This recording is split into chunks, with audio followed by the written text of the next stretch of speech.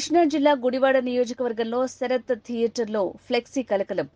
మాజీ మంత్రి కొడాలి నాని పార్టీ కార్యాలయంలో టీడీపీ ఫ్లెక్సీలు. అర్ధరాత్రి వెలిసిన యాలవర్తి యువజన ఫ్లెక్సీ.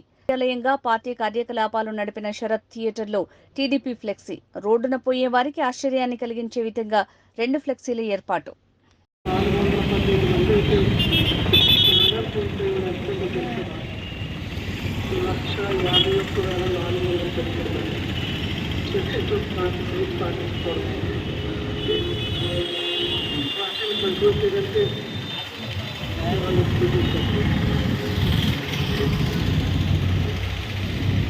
ఇంట్లో ఎంతమంది చిన్న పిల్లలు అమ్మ నాన్న లేక అన్నట్లయిపోతున్నారు.